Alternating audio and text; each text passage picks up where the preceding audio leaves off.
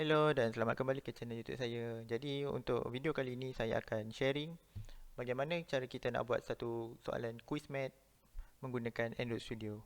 Okey, tanpa membuang masa saya akan terus pergi ke layout dan untuk kita akan terus buat design. Okey, untuk firstly kita akan pergi ke bahagian ni lah. Kat sini ada code, split, design, kita ambil design macam biasa. Kemudian kita akan create satu layout, kita ambil pakai linear layout lah. Okey, sebab untuk base ni kita dah buat constraint layout. Jadi untuk dalam-dalam dia kita boleh ambil linear layout. Okay, supaya coding kita akan jadi lebih tersusun. Okay, untuk tajuk yang pertama kita akan bagi nama dia QuizMath. Hop. Okay, kita bagi size dia besar sikit supaya dia nampak lebih macam apps lah. Kemudian kita bagi dia alignment center. Kemudian kita letak lagi linear layout untuk bagi anak-anak dia. Kita bagi nama soalan. Contohnya soalan 1. Kemudian soalan-soalan dia kita bagi nama, okey, kita bagi soalan. Contohnya soalannya adalah 4 tambah 5. Okey, 4 tambah 5, soalan dia kita bagi besar sikit. Ambil 34. Okey, 34. Kemudian jawapan dia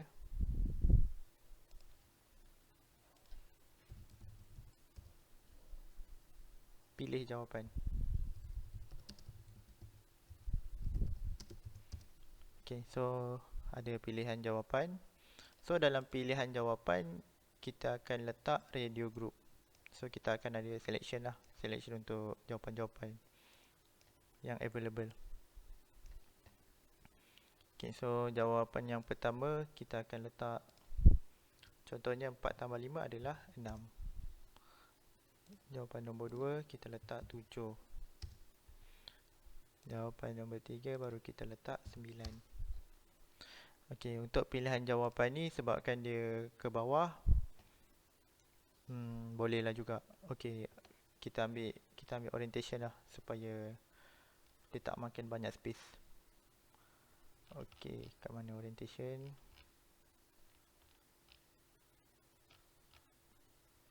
Okay, orientation ni kita ambil horizontal lah. Okay, okay, bila kita ambil horizontal, dia akan tolak kawan-kawan ni ke sana sebab kita tak buat lagi dia punya layout weight. So layout weight dia kita letak lah ni.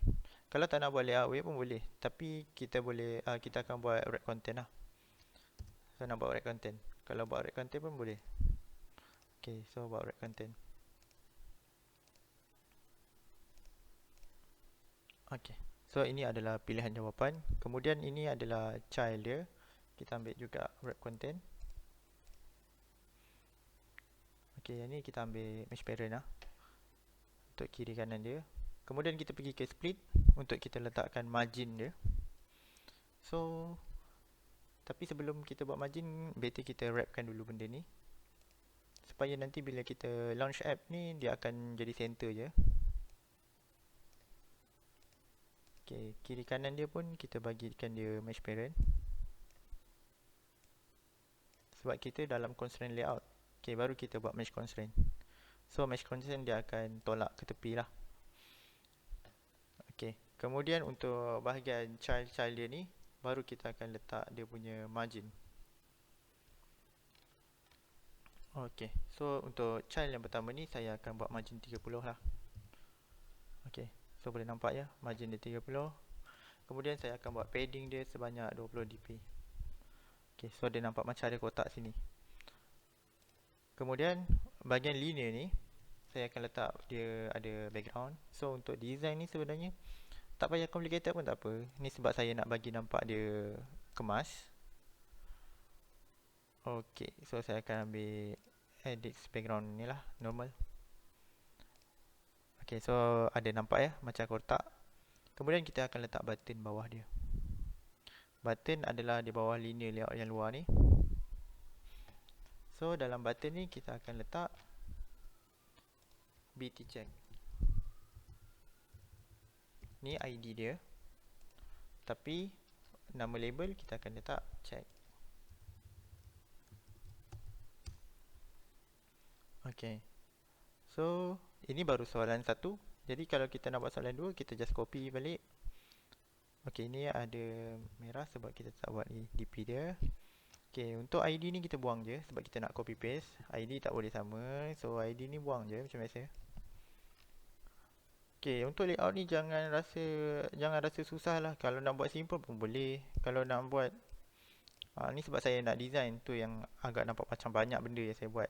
Tapi sebenarnya tak banyak pun. Okey. So yang ni kita bagi margin dulu sebab yang atas tadi kita dah bagi margin tapi button kita tak bagi margin. Okey, so saya letak margin ni 30 lah.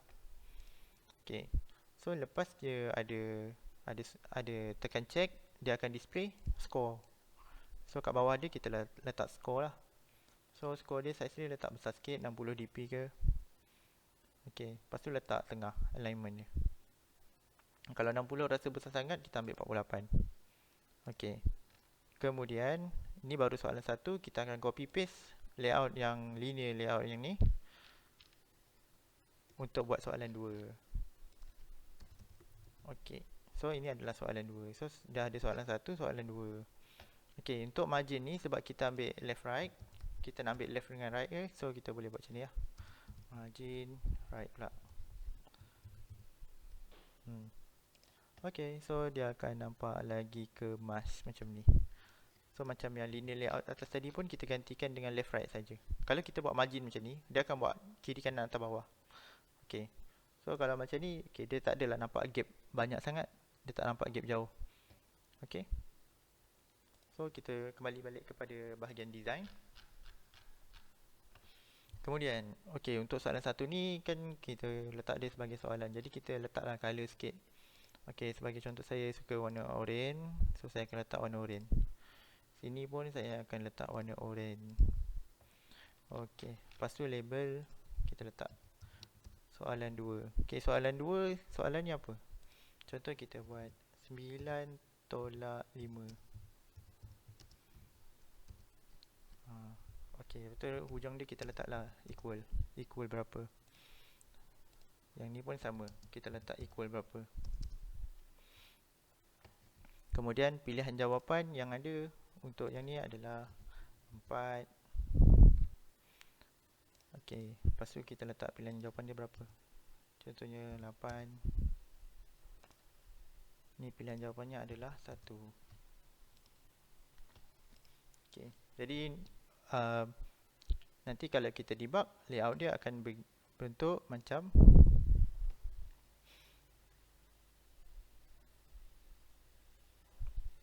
okey, so layout dia akan macam ni. So ini semua tak boleh tekan lagi, kita hanya boleh tengok je, boleh display je. Okay, sekarang kita akan pergi ke bahagian programming dia. So untuk bahagian programming, sebelum kita nak buat programming, pastikan apa yang kita nak gunakan kena ada ID. Okay, sebagai contoh sekarang ni saya nak gunakan radio button ni lah. So radio group ni kena ada ID dulu. So saya akan bagi ID dia question 1.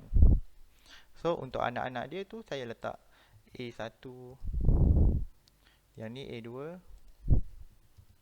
yang ni A3. Okey, untuk ni pun sama. Yang ni pun saya akan buat question tu. Anak-anak dia saya akan letak A1, A2, A3. Okey. So lepas kita dah buat ni, ini kita kena pastikan apa lagi yang kita nak kena gunakan untuk ID dalam programming nanti. So ini adalah bahagian layout untuk display score. So kita kena bagi ID juga, TV, score. Okey. So button dah ada ID tadi. Button dah ada. So maksudnya bila contoh ya kita pilih nombor 6, kemudian kita pilih nombor 8, bila kita tekan check, dia akan calculate, akan kira sama ada kalau contohnya jawapan 6 adalah betul. So berapa markah untuk jawapan nombor 6? So berapa akan tambah dengan jawapan soalan nombor 2. Kemudian bila kita tekan check, dia akan displaykan berapa markah yang kita akan dapat. Okey, jadi untuk dalam programming dia, firstly kita kena panggil dulu layout yang kita gunakan. So macam sekarang ni saya akan gunakan layout yang pertama, question 1. Okey, so saya dah panggil untuk widget radio group untuk yang question 1. Kemudian saya ada gunakan untuk question 2 sekali.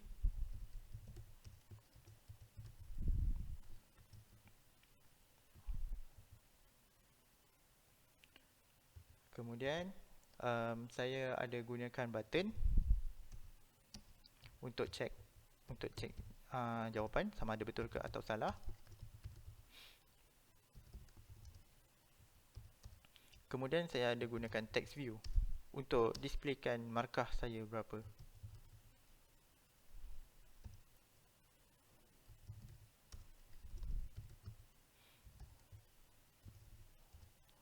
Okey.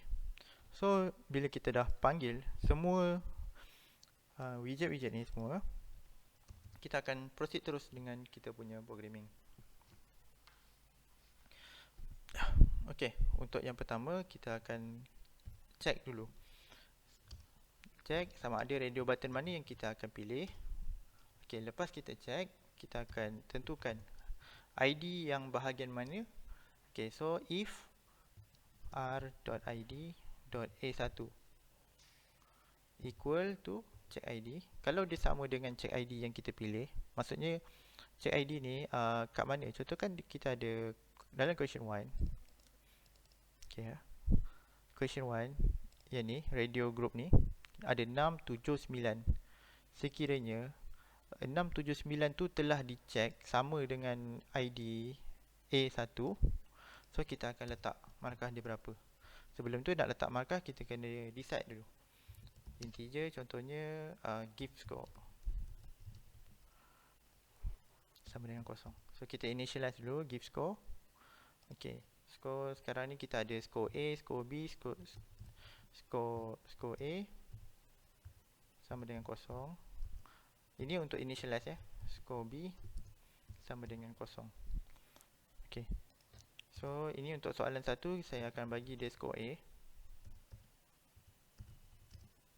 Score A sama dengan 50. Saya bagi dia 50 markah. Kalau contohnya A1 ni yang betul. Tapi sekarang ni kalau 6 tambah 7 4 tambah 5 sama dengan 9. Jadi yang betul adalah A3. So kat sini kena A3 baru dia dapat markah. Okay, so kalau dia check yang A3 baru skor dia adalah 50. Tapi kalau dia check selain tu, skor A dia adalah kosong.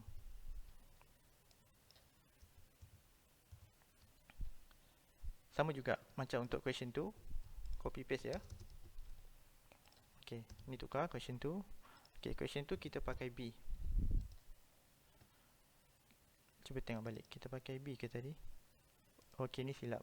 Okay, ni kena buat pakai B. Okay, B1.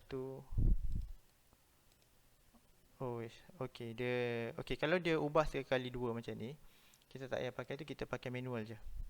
Okay, ni ubah balik jadi A1. Okay, so kalau dia ubah sekali semua, kita kena ubah melalui split ni ya. Okay, ni tukar B1,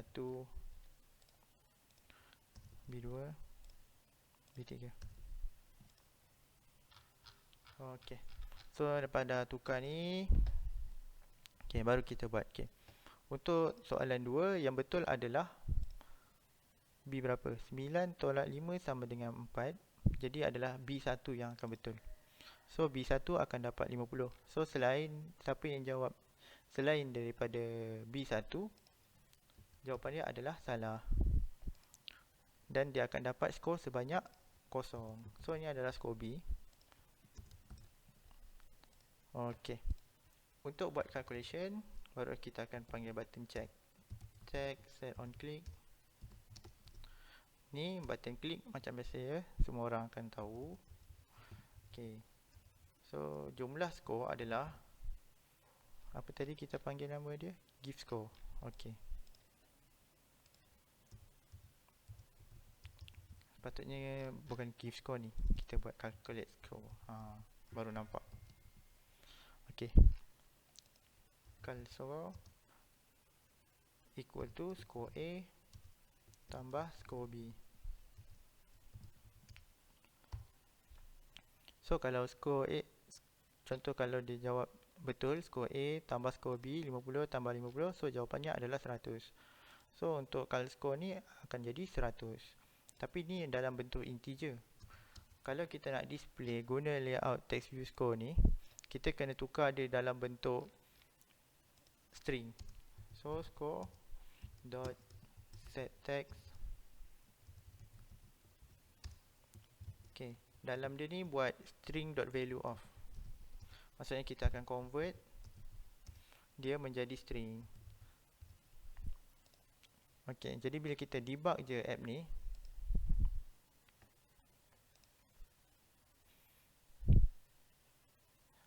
okay, cuba tengok ni ada apa yang kita tertinggal. Okay, ni lupa semicolon.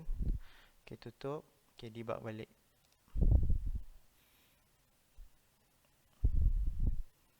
Okay, so ni adalah quizmat kita. 4 tambah 5 berapa? 9. 9 tolak 5, 4. Jadi bila kita check, jawapan kita adalah 100. Okay, andai kata kita salah letak, kita letak 6. So bila kita check, kita hanya dapat 50. So calculation dia dapat di sini 50. Kalau dia jawab yang dekat A3 sahaja, dia akan dapat 50. Tapi kalau dia jawab dekat selain daripada A3, dia akan dapat kosong. Sama juga macam dengan soalan 2. Okay, so sampai di sini sajalah. Kalau ada apa-apa yang tak faham, boleh tanya dekat ruangan komen. Dan siapa yang belum subscribe, sila subscribe. Dan video ni mohon di share kepada kawan-kawan yang siapa yang baru lagi dalam untuk belajar Android Studio. Siapa yang baru belajar Java tu bolehlah berjinak-jinak dulu buat tutorial ni supaya lebih faham untuk masa yang akan datang. Okey, terima kasih.